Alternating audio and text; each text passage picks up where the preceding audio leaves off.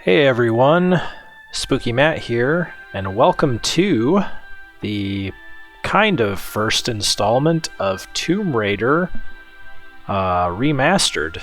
It's actually going to be Tomb Raider 1, 2, and 3 Remastered, but we're only going to be playing the first game here. Very excited for this because I love these games, and man, if these games needed a remaster. I was not all about the Tomb Raider remakes that came out in, when did those come out? 2010, 2013, something like that? Where it was basically like, oh, let's make Lara Croft into Nathan Drake style from Uncharted. And it's like, no, like, Lara's her own character in person, and she came before that, dude. You don't need to remake her. Just touch her up a little bit, you know, because the graphics were so old. In fact, they're this old. Yes, I can change the graphics with the push of a button, which is so cool. I'm going to be playing through with the modern graphics, although, God, something about playing through with these graphics, which is just so nostalgic.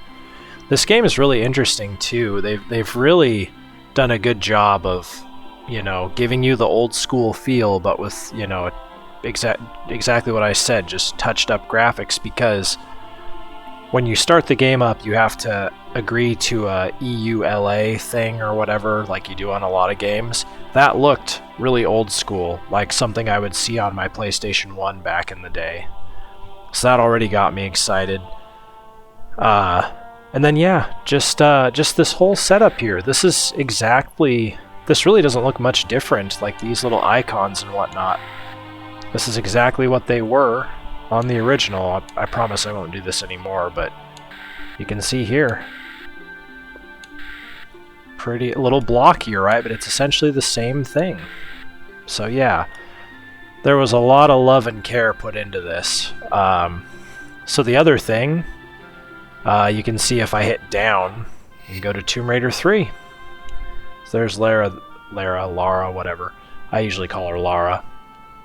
So there's that old school screen. In my opinion, Tomb Raider 2 is probably the best of the games, at least of the classic Tomb Raider games. But yeah. And then Tomb Raider 3, this is the game I am most excited to play when we do get to this. And the reason for that is because this game was so bad on the PS1. It was so just... You could tell it was a bit rushed, it was a bit glitchy and buggy, it was very dark, it was very hard to see in a lot of the levels, especially like you get to go to like different places in the world in this game, like London. Oh, it was rough. Going through like the subways and then the London Underground and through the sewers, it was just pitch black, you could not see shit, it was so unenjoyable. So I'm really excited for this one, but really I'm excited for all of them. We're going to start with the first game. Just so classic, the real Tomb Raider feel. You're going to be in tombs, and that's it. So let's look at things here. This is actually going to be part 0. I know I said the first part. I'm going to call this part 0, because in this part, we're just going to look through the different icons, and I'm going to do Lara's home, which is like a training thing. So yeah, we'll start with the controls. Tank controls, that's what I'm going to be using, because they work really, really well. I think. I mean, youngins out there would probably just hate these, but modern controls, you can actually go modern controls with the joystick, and apparently they suck. I watched Outside Xbox try the modern controls, and they are absolutely horrible. They just don't work for this game. You'll see why when I play.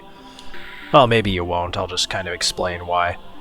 Sound, I've already set that so that you can actually hear me talk. I'm leaving subtitles on just in case there's, you know, people watching who can't hear. So yeah, for the hearing impaired. And then extras, there's that EULA agreement, and then credits. The other nice thing that Aspire, the company that did this remake, I think it's Aspire, hopefully it's not Asper or something, but the nice thing they did, they made a note that there are depictions of, I guess, different ethnicities or races in these games, that they're definitely old school and they're a bit unfair. I think the correct term is racially insensitive. So yeah, you're going to see a little bit of that. Hopefully that's not like triggering or anything weird like that for you. Again, this game is from 1996, and you know, the way we did things back then is different, and you'll see a little bit of that. There's no like, you know, racial terms or swearing or derogatory statements like that, but you know, just kind of it's the depictions more than anything that could potentially be problematic. But anyway, so let's do part 0. We're going to do Lara's Home, which is a training round, and it's actually good. It's good to get the controls down. Try and remember what I'm supposed to be doing here. Let's see how this looks. I'm really excited to see what this looks like. Oh, beautiful. That's that old original cutscene right there. They touched that up really nicely. That's nice too. Welcome to my home.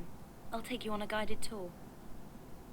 Perfect. God, this is exactly what I wanted. It's exactly what I wanted. I'm so happy.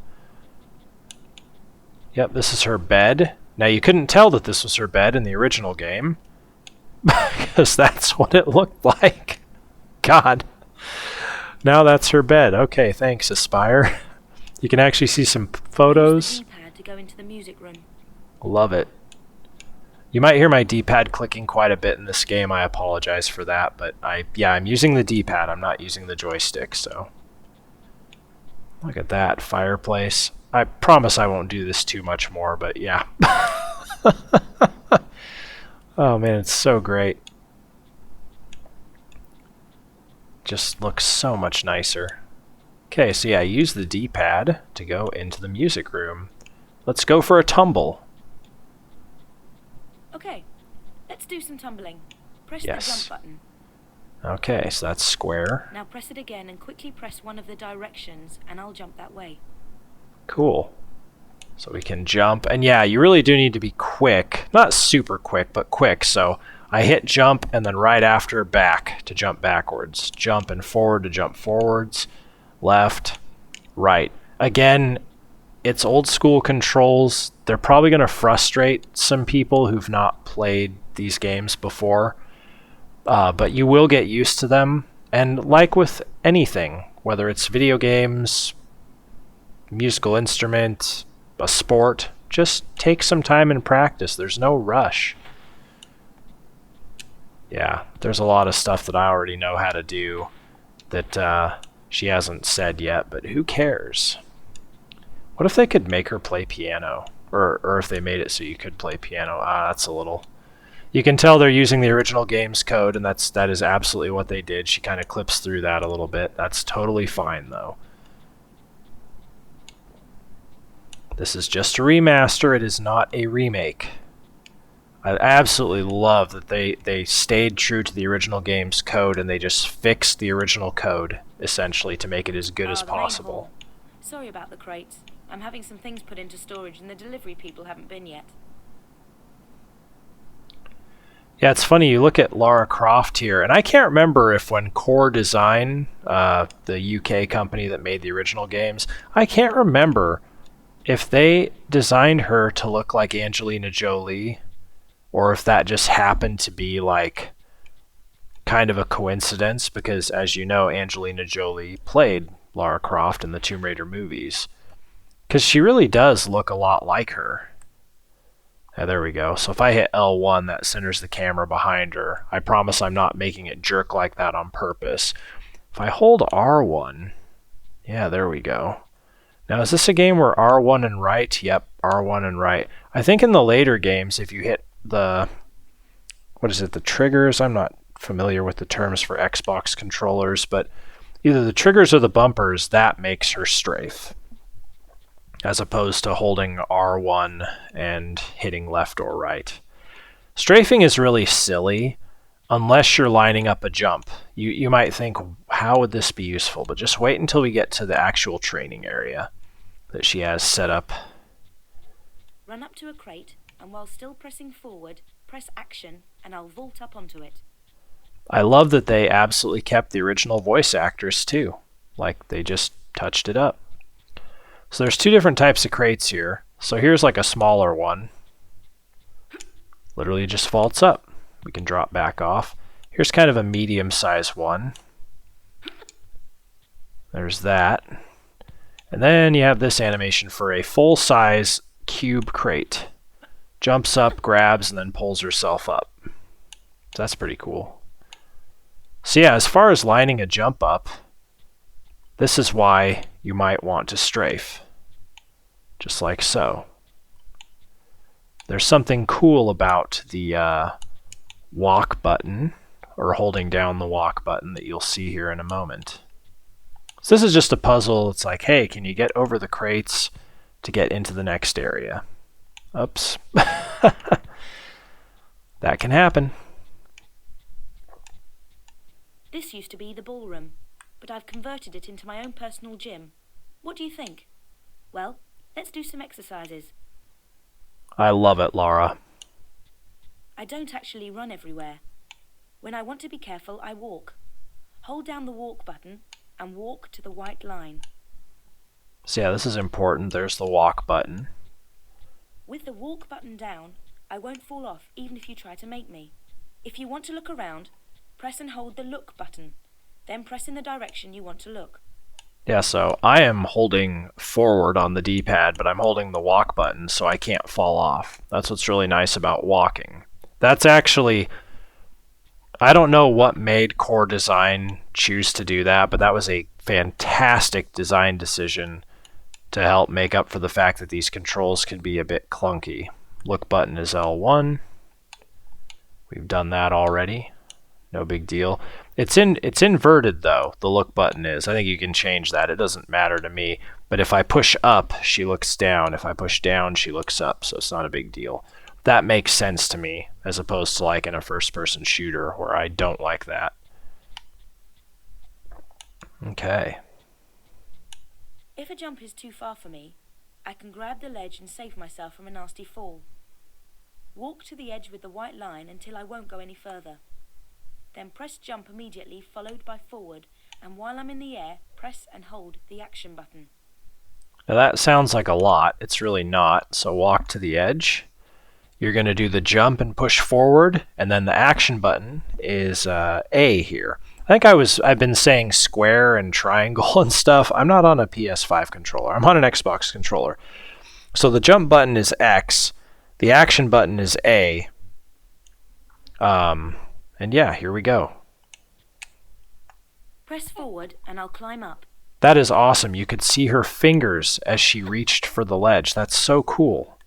I love that. Instead of just nubs. So that's how to do just a standing jump. If I do a running jump, I can make a jump like walk to the edge with the white line Whoops. until I stop. Then let go of walk and tap backwards to give me a run up. Press forward and almost immediately press and hold the jump button. I won't actually jump until the last minute. And that's also true. So this is a game of squares. So you can see this platform is like a perfect square. Squares and cubes. And sorry to cut her off there. I forgot she changes or what she's saying. She says one thing on the ramp and then she says another thing when you get onto the platform. So the thing that she says on the ramp that I cut off is like, if I do a running jump, I can make a jump like that no problem. So yeah, here we go. Not holding the walk button, run, jump. There we go. And that is the same distance as that other one. They're the exact same distance. So yeah, if you want proof, you can go right back here. Am I confident enough to just go? If a jump is too far Yep. for me, I Boom. can grab the ledge and save myself from a nasty fall. Oh, she repeats herself. Okay. Walk to the edge with the white line. Walk to the edge with the white line until I stop. All right. Then let go of walk and tap backwards. So if you tap backwards, that gives her the Press forward perfect and almost immediately amount press and of hold the length jump button. to run I and won't then actually jump. until the last minute. Cool. Here we go. Right, this is a really big one. So do a running jump exactly as before, except while I'm in the air, press and hold the action button to make me grab the ledge. Watch the fingers here. Oh shit, that was my bad. Keep you in suspense. Watch the fingers. Nice. Oh, that's great. Cool. Yeah, I don't know how Lara doesn't get hurt, like with her body slamming against the walls like that when she grabs, but whatever. Okay, this is kind of a funny one, but it's interesting. Try to vault up here. Press forward and hold action. Okay. I can't climb up because the gap is too small. Yep. But press right and I'll shimmy sideways until there is room. Then press forward. Now, slight spoiler alert, in Tomb Raider 3, you can vault up into a small space like that, and you'll see exactly why when we get to that game.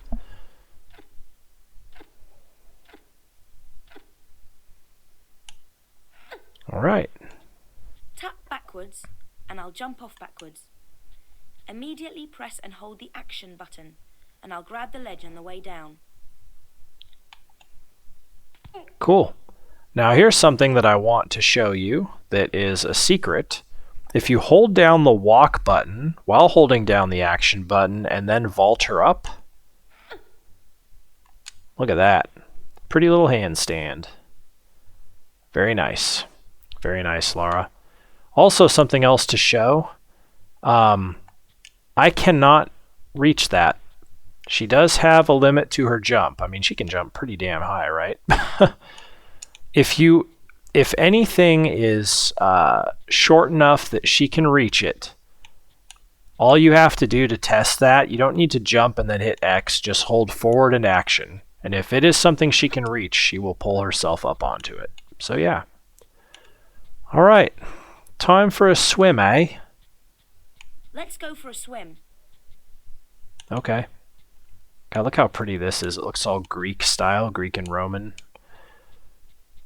The jump button and the directions move me around underwater.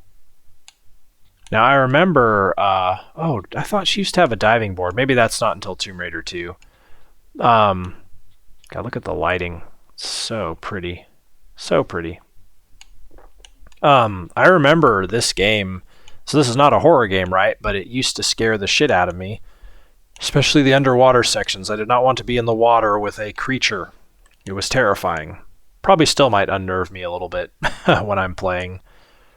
We can jump into the water, but the problem is the moment we climb out, the training section ends. So we're actually going to dive in. Now to dive into the water, you jump while holding the walk button. So I'm holding the walk button now, and we're going to jump and push forward, and Lara should dive. Nice. Holding down the jump button is what allows Lara to swim underwater. And these controls are also inverted too. And that's fine, again, for me. That's what I'm used to with this game. So pushing up makes her dive. Pushing down makes her surface. You can change that in the controls, though, if you want to. So yeah, Lara can hold her breath for a long time, by the way, so don't worry. Air. Just use forward and left and right to maneuver around on the surface. Press jump to dive down for another swim about, or go to the edge and press action to climb out. So yeah, left and right, this is totally like Resident Evil tank controls here. Left and right. Turner. Forward. Just like a nice little paddle forward and back, which you'll almost never use back in this game. I can't think of a point in the game where you would want to use a backstroke, because if an enemy is coming at you, this is not fast enough to get away from them. You're going to want to hit the jump button to dive down, make some leeway, turn around, whatever you need to do, and then get away. Okay, now we're going to just climb out by pushing forward and the action button, A. Right, now I'd better take off these wet clothes. Cool. Oh, that's a trophy, or an achievement or whatever. Okay, cool. Then I'm glad we did that. So yeah, that's how Lara's home ends in Tomb Raider 1. So yeah, that's the end of the first installment. These are going to be, in general, kind of shorter installments because, you know, as you'll see, this game is broken up very nicely into little levels. And the levels will be part of a world. Like a world might have 3 levels. The next world might have 5 levels. The world after that might have 4 levels. So yeah, each installment is going to be one level, and same here for Lara's home. That's all that's going to be this time. So yeah, hopefully that was a good tutorial for you to kind of understand what's going on, how Lara controls. If you're interested in this game, which again I highly recommend these games, they're a lot of fun. If the controls are a little clunky for you, just take some time and practice. It's absolutely worth it, and you will get it. It's not like it's that difficult, but it is something you have to get used to. So it will click, and when it does click, you'll be having a lot of fun. So anyway, that's it for this installment. I will see you all next time when we start the game proper, the real Part 1 of Tomb Raider 1 Remastered. Until then, bye for now, everyone.